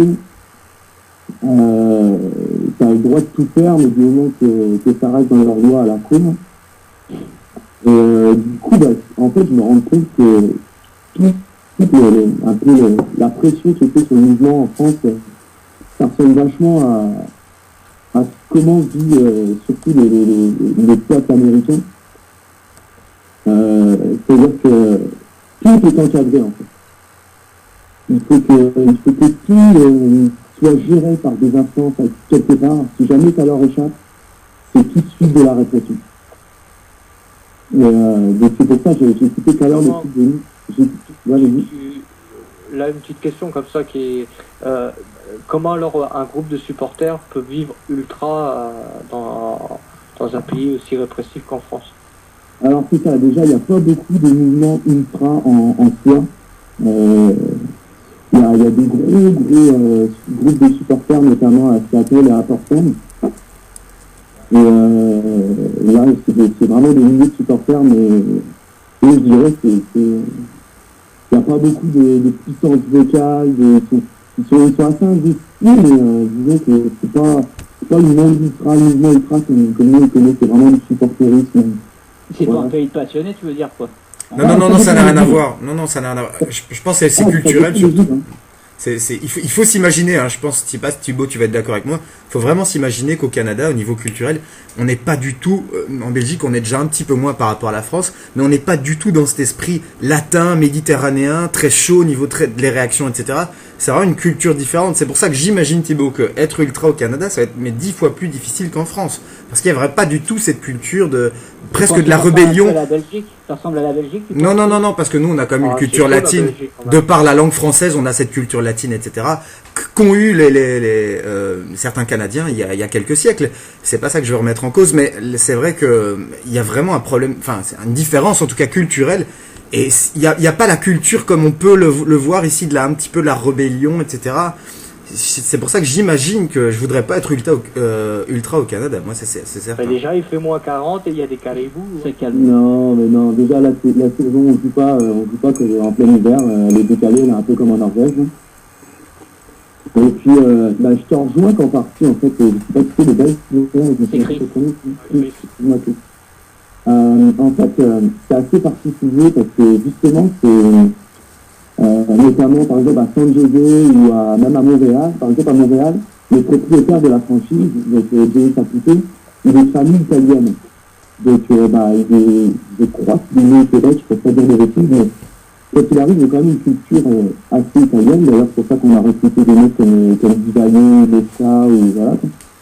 Mais du coup, je pense qu'il voit à peu près ce que c'est le supporterisme à l'européenne, le mouvement ultra.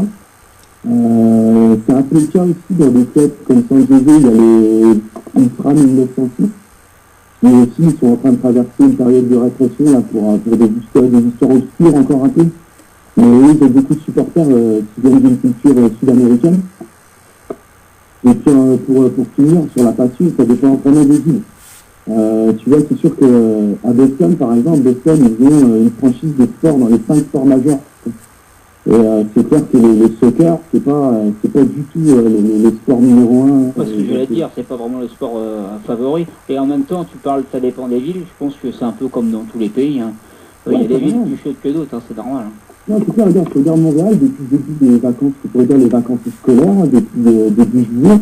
Tous les matchs ont été sold out, quoi. Je peux fermer sauf un. Tu vois, c'est 21 000 personnes à chaque fois. Et Thibaut, de combien? 20 25 000 personnes à peu près? C'est ça, Montréal, c'est 21 000, et ça doit être 25 000, je prends 20-25 000 à New York. Et puis Seattle, ça monte à, si je dis pas de conneries, un peu plus de 50 000, je crois. Est-ce qu'il y arrive des problèmes de violence comme on peut voir dans certains pays au niveau ultra, au Canada et en Amérique du Nord, ou ça se fait plus rare? C'est vachement plus rare déjà parce que, comment je te dirais ça, surtout aux États-Unis, si jamais ça part un peu trop en couille, ils ne veulent pas regarder là, c'est la police qui rentre dans l'enceinte privée et puis c'est fini, tu vois. Je vais donner un petit exemple parce que justement là, on se déplace à Philadelphie dimanche, samedi pardon. Puis l'année dernière, il y avait déjà eu un déplacement à Philadelphie, puis il y a eu un traquage de fumigènes. Donc j'ai bien fumigènes, on ne dit pas force quoi. Et ils sont venus dans le pseudo-parcage, ils ont pris 3 d'entre nous au hasard, ils ont pris des passeports, les noms, et puis cette année ils sont UBS à Philadelphie. Et puis s'ils reviennent cette année là, c'est quand même des murs de menaces, de prix d'auteur et de vente aux États-Unis, quoi. Donc là, ça peut être vraiment la merde, quoi. Est-ce que c'est pas la preuve qu'il y a une certaine marginalisation en termes d'image? D'ailleurs, c'est vrai qu'aux États-Unis, tu pourras sans doute nous le dire aussi, dans la culture un peu anglo-saxonne nord-américaine, ils ont une image, bon voilà, pour un peu se moquer des footballeurs, ils disent que c'est un sport de filles, etc. Je suis encore très gentil dans ce que je dis parce que c'est plus violent que ça. Et est-ce que justement c'est la clé du succès pour le soccer, ça pourrait pas être justement cette force féminine qui pourrait justement créer et qu'on voit très présente dans le continent nord-américain, en présence des femmes. Mais ça, c'est assez particulier. Je sais qu'il y a des clubs comme Stoke City, par exemple, qui ont vraiment une filière qu'on pourrait comparer un peu avec les Lions, qui ont vraiment une équipe masculine et une équipe féminine. C'est là où il y avait notamment Opsolo, la gardienne de l'équipe des États-Unis. Vous connaissez sûrement, monsieur. Ouais. Mais après, moi, je trouve ça assez étonnant. Médiatiquement, en tout cas, au Québec, on n'entend pas beaucoup parler de l'équipe féminine. Faut savoir, par contre, que c'est le sport le plus pratiqué chez les enfants en Amérique du Nord. Donc, je sais pas à quel moment ça devient moins négatif, c'est ça, puis juste pour finir sur le point du sport de filles, entre guillemets, de se métier, c'est sûr que c'est facile de dire que c'est un sport de filles quand on compare au football américain ou au hockey, où les mecs sont surprotégés. Puis ils sont tellement protégés qu'aujourd'hui, les mecs, ils font des connexions cérébrales à tout bas parce qu'ils frappent comme des malades, quoi. Et malgré tout, on sent aussi... on sent un entrain au niveau, je sais pas, de l'équipe nationale du Canada, mais récemment, moi j'ai pu faire beaucoup de documentation et me renseigner sur l'équipe des États-Unis, puisque nous jouions contre eux en match amical, et on sent un regain sur l'équipe nationale américaine de soccer. Ça c'est vrai, on sent même une augmentation en termes de médiatisation. ESPN a augmenté les droits télévisés, notamment financiers, et on sent un regain populaire par rapport au football. Et j'ai pas bien compris ce que tu disais tout à l'heure, j'ai pas entendu le mot, c'est chez les enfants que le foot est le sport numéro 1 en fait. Ouais, c'est ça, c'est le sport le plus donc voilà, ça confirme que voilà, les jeunes générations, peut-être que le football va devenir un des sports les plus populaires aux États-Unis. Même si sur les États-Unis, ce que tu disais, Chris, ça peut s'expliquer aussi, c'est que quand même les Américains ils sont vachement patriotes. Hein. Donc c'est peut-être ça aussi, quand l'équipe nationale joue, c'est pas comparable, par exemple, quand l'équipe de France elle joue ici, où la plupart sont... Ah écoute, j'ai trouvé le public américain très correct, moi, lors des États-Unis-Belgique. Évidemment, bon, ils étaient très vite menés, peut-être que c'est ça qui a un peu biaisé mon jugement, mais j'ai pas senti un côté un peu négatif vis-à-vis de l'adversaire. Enfin, après, ça a ressenti, puis j'étais pas sur place. Hein. Quand je dis qu'ils sont vachement patriotes, ça ne veut pas spécialement dire négatif envers l'adversaire. Moi, je veux dire qu'ils sont vachement derrière leur sélection, comme tu vois beaucoup de pays. Est-ce que tu ne retrouves pas, par exemple, en France, il n'y a pas un côté derrière sa sélection autant que dans ces pays-là? Moi, je pense que, je sais pas, peut-être que Thibaut, tu peux répondre, ils sont vachement patriotes, par exemple, les Américains, je sais pas, ou même les Canadiens. Qu'est-ce que t'en penses, toi? Moi, les Canadiens. Bon, déjà, au niveau de l'équipe nationale du Canada, du DSA, c'est une catastrophe. Non, c'est sûr que tous les clubs, notamment les clubs de MLS, sont en train de développer des académies de soccer, des centres de formation. Donc du coup, on se retrouve avec des bons joueurs américains, un niveau de l'équipe nationale américaine qui est énorme, qu'on a pu voir notamment lors de la dernière Coupe du Monde. Et puis après, c'est sûr que en termes de respect de l'adversaire et de supporterisme, comme on le voit nous en tant qu'ultra, la référence est totalement différente, mais c'est un peu difficile à dire. J'ai encore une petite anecdote là, un supporter de Orlando, qui est un club de deuxième division. Enfin, c'est même pas un supporter, d'ailleurs, c'est un gars qui est venu assister pour la première fois à un match de foot à Orlando. Et il a trouvé ça scandaleux qu'il y a un mec qui craque un cul, je crois, ou un truc comme ça, et il dit que c'est tellement une mauvaise image pour le reste du pays. Enfin bon, ça reste très gentil, comme dans tous les sports nord-américains, je te dirais en termes de supporterisme, c'est pas... comme il disait, c'est peut-être aussi le côté latin, quoi. Il n'y a pas le côté latin, et là-bas, quoi. Alors, ce supporter, tu l'emmènes dans certains clubs, stades en France ou à l'étranger, c'est sûr qu'il va être encore plus choqué. Alors, et je pense qu'il y a de ça, et je pense, Xavier, qui est aussi un fait, peut-être Thibaut, tu pourras nous donner un sentiment par rapport à ça, c'est que les fans de soccer ont tellement peur que l'image du foot qui a été ce qui a été un peu négatif ces 15-20 dernières années aux États-Unis, qui s'améliorent, ont très très peur que justement, quand on sait qu'aux États-Unis ça peut partir très très vite, la réputation et l'image d'un sport, et ils ont très peur que ça se casse quoi de nouveau, donc ils sont super prudents. Et effectivement, moi j'ai pas senti un enthousiasme débordant et une volonté de débordement, etc. Après sur le côté patriotique, on est d'accord, mais vraiment je pense que lié aux Sockers, je pense que là-dessus ils sont très prudents par rapport à ça, Thibaut, non? Non, je pense pas. Je dirais pas que c'est comme ça, c'est pas de la prudence, c'est vraiment une question de culture. Ici, on cherche à surtout pas froisser l'autre. Est-ce qu'il y a des chants un petit peu comme dans certains groupes de supporters? Comment ça se passe pour l'ambiance? Il y a des chants ou c'est... Ouais. C'est ça, la plupart des groupes, là, nous, on l'a fait à l'ultra, quoi. On chante pendant 90 minutes, Gessel, Fini, qui s'est pas autorisé, tambour, drapeau, En fait, vous pouvez faire ce que vous voulez à domicile, mais rien à l'extérieur, c'est ça? Non, en fait, c'est que nous, à Montréal, on a un peu plus... Bon, c'est officieux ce que je vais vous dire, parce que ça serait pas censé être comme ça, mais c'est un peu plus relax par rapport à d'autres clubs, quoi. Déjà parce qu'on est au Canada, donc même au Québec, c'est même un peu plus tranquille en termes de répression dans d'autres villes et même d'autres États des États-Unis. Montréal, c'est une des villes les plus libérales, dans le sens, aux États-Unis, en nord-américaine, nous on entend libéral, socialiste. Là-bas, c'est libéral, c'est en opposition avec conservateur. Donc il y a beaucoup plus de liberté individuelle. En tout cas, Montréal, elle est connue pour ça. Ouais, c'est ça. Les libertés individuelles, c'est carrément ça. Mais ça empêche que, on a quand même des soucis avec la sécurité par moment. Puis, des fois, comme je disais tout à l'heure, c'est pas nécessairement le président du club qui fait chier, c'est que derrière, il a le président de la ligue. Ouais, comme a dit Laurence tout à l'heure, un peu. Exactement, les mecs qui est là, ils nous envoient des émissaires carrément dans la tribune pour nous surveiller. Enfin, c'est un truc de malade, quoi. Et tu vois une grosse différence, donc, alors, avant de conclure l'émission, tu vois une grosse différence, toi, par rapport quand vous êtes à domicile et que vous allez à l'extérieur? Alors, ça doit être vachement plus serré, plus de répression, alors. Ouais, franchement, super casse-couille. Les derniers déplacements que j'ai fait, c'était à New York, côté rugby. Donc là, ils ont un super stade perdu au milieu de nulle part, là, c'est un truc de fou. C'est d'ailleurs pour ça qu'ils n'arrivent pas à le remplir, parce que c'est même pas à New York City, donc là, tout le monde s'en fout un peu des rugby. Depuis, ils nous mettent dans notre coin supporters adverses. Putain, tu sais, il y avait une grosse ambiance, donc je commençais à faire chaud, donc on commence à se mettre torse nu. Non, vous ne mettez pas torse nu. On commence à s'appuyer contre les barrières. Non, vous n'appuyez pas contre les barrières. On voulait se mettre debout sur les sièges plutôt que dans la tribune. Non, vous ne mettez pas debout sur les sièges. Enfin, c'était le délirant, quoi, délirant. Puis d'ailleurs, on s'est embrouillé avec des supporters du PSG là-bas. Ah oui?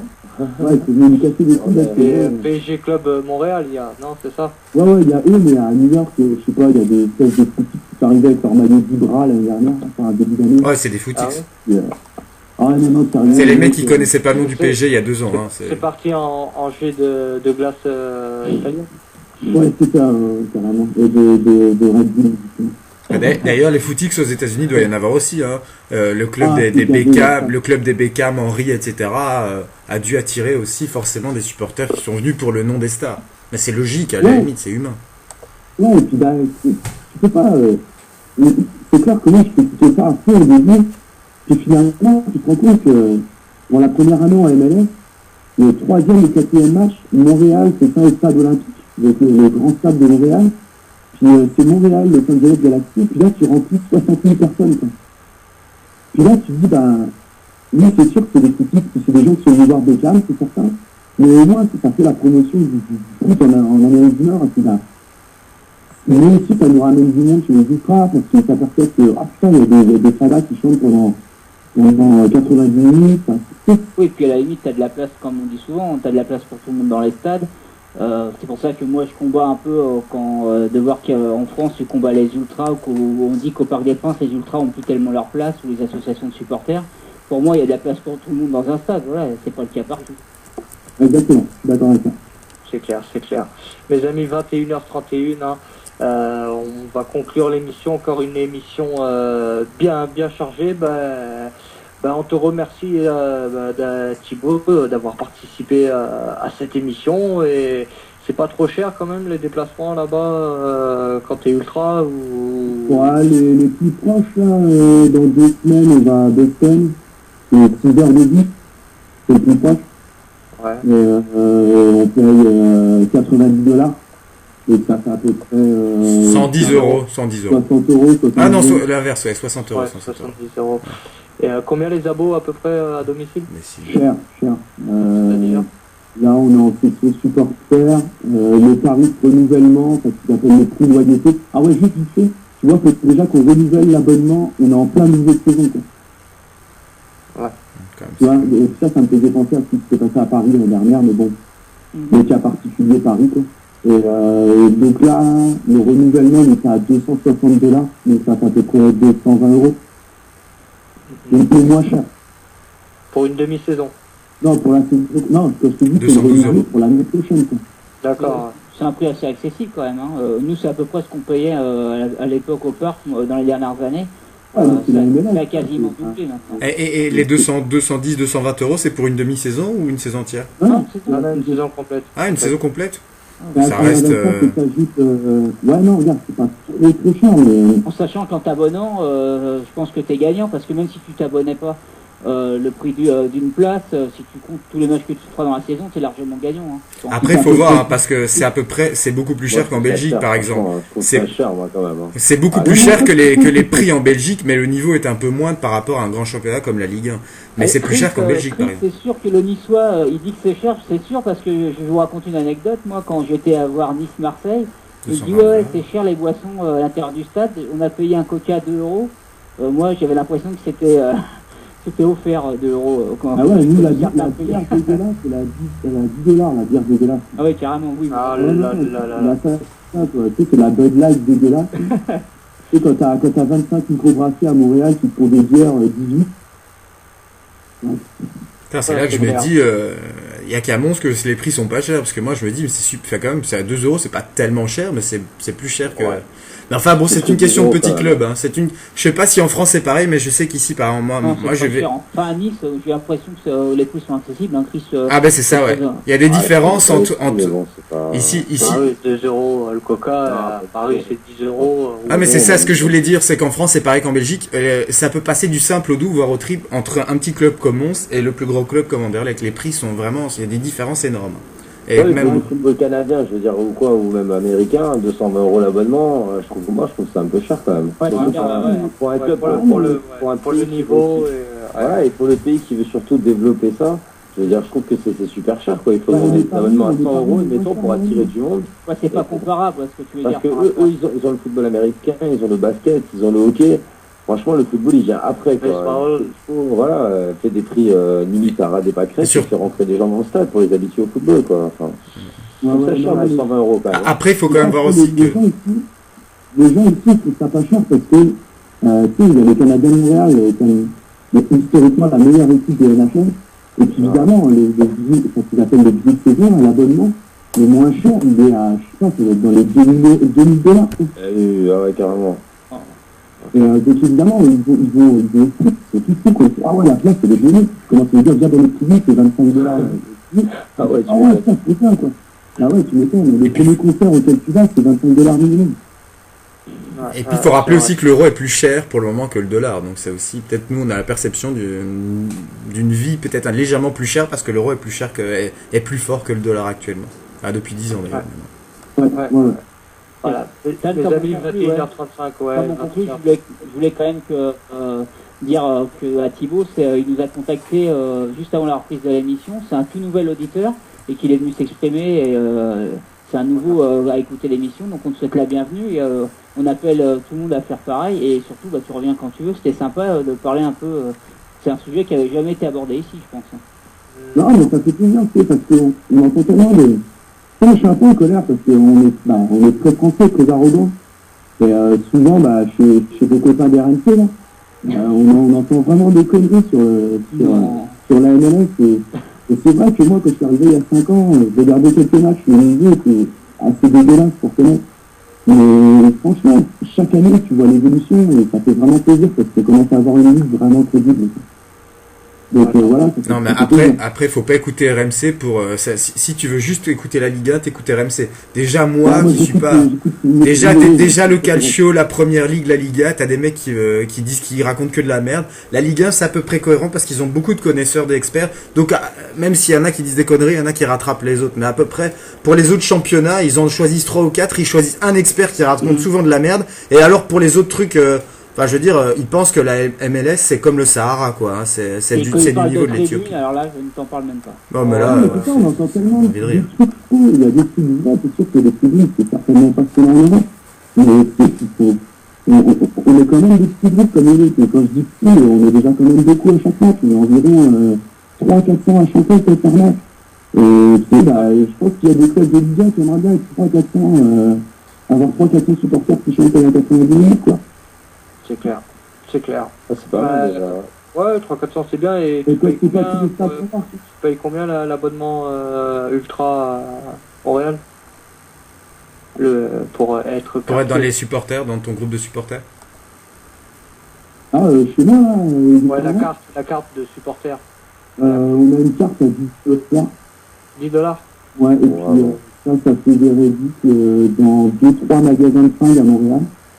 Ça va, et puis sur nos 2 bars qui nous accueillent pour les avant-après-match et puis les matchs qui sont trop loin pour les déplacements. Et 10 $ c'est rien du tout, hein. C'est équivalent de c'est bien, 8 c'est pas mal, c'est cool. Ouais, ok. Une carte de membre, quoi. Ouais, voilà, c'est bien, c'est cool. Merci Thibaut d'avoir participé à l'émission, tu reviens quand tu veux, hein, et puis tu passes le bonjour à nos cousins québécois là-bas, du côté des Caribous, et à bientôt mon ami. Ok, ça fait plaisir comme vous les gars. Merci à toi Thibaut. Les amis, 21h38, débordé ce soir, il y avait tellement de choses à dire, hein, et tellement d'invités aussi, hein, que malheureusement on ne peut rien, mais bon, il n'y a personne derrière, hein, pour le moment. Donc merci Chris. Hein. Merci à vous les gars. Merci Chris une fois. Merci à vous. Moi, il y a un footballeur canadien qui m'a fait rêver, c'est Thomas Radzinski. Je voudrais bien qu'il y a à savoir, je me renseignerai d'ailleurs après ce soir, savoir ce qu'il est devenu. Et merci à vous de votre invitation, je me suis régalé à vous écouter et ensuite à parler. Merci, ça fait plaisir. Merci Xavier. Merci à vous, c'était un plaisir, bonne émission, bien. On n'a pas parlé que de Paris ce soir, donc ça va plaire à certains. Et je viens d'apprendre que Chris Level, je rêve sur un joueur de football. Moi, c'est plus sur Sharapova, à bon entendeur. Hein, si je crois qu'elle elle s'est blessée alors. Elle s'en fout. Non, et c'est pas Sharapova, c'est Shugarpova. Quel dommage. Hein. Tu m'étonnes. Un traquenard qui serait tombé. En tout cas, merci. J'ai encore passé une bonne émission, une bonne soirée. Et décidément, reste l'émission qui parle pendant plus d'1h30 très bien des tribunes et de toutes les tribunes. Et pourvu que ça dure. Et surtout, j'appelle tout le monde à venir intervenir à l'antenne. On a besoin de ça aussi. C'est clair, on a besoin de tout le monde, de tous et de tout le monde. Et Stan, c'était une très très bonne émission. Et Stan, je peux te remercier personnellement, Stan. Pardon de t'interrompre, c'est très grossier. Mais moi, je te remercie parce que je vais dire un truc qui est vrai. Parce que c'est ce que je me suis dit tout à l'heure. Je me suis dit, n'empêche, non seulement on est la seule émission à parler du Ultra de manière plus ou moins crédible. On a vu que parfois sur Europe 1, il faut savoir citer quand ça. Parfois, de temps en temps, 2-3 fois par an, ils font des bonnes émissions sur les Ultras aussi. Mais moi, ce que je trouve de vraiment fortiche, c'est qu'on est la seule émission qui réunit ceux qui sont pro-Ultra et ceux qui sont plutôt défavorables aux Ultras, et on leur laisse la parole et on leur laisse dire ce qu'ils pensent. Effectivement, à nous d'amener à ce moment-là des arguments. Et moi, je trouve ça vraiment, on est la seule émission où on pourrait faire ça, que ce soit à la radio, à la télévision ou où tu veux. Ouais, donc bravo Stan et bravo Xavier et toute votre équipe, donc Chris. Merci. Hein. C'est vrai que on a commencé difficilement, mais on a gravi des échelons. On reste authentique, on reste nous-mêmes. Hein. On est des passionnés. Hein. On a fait partie des tribunes, dont de certains groupes. On sait de quoi on parle et on essaye aussi d'avoir des avis de tout le monde pour pas rester un petit peu obtus, comme dirait l'autre. Donc merci aussi à Ludo en off qui fait en sorte que cette émission puisse vous être transmise. Merci aux auditeurs, c'est surtout grâce à eux aussi que cette émission prend beaucoup de valeur. Hein. Sans vous, on serait que des mecs à parler. Donc merci à tous et je vous dis à la semaine prochaine où on recevra en première partie les Ultras de Monaco. Donc je pense qu'il y aura beaucoup de choses à dire. Donc je vous invite à venir vous exprimer chez nous la semaine prochaine. Allez, à bientôt, ciao.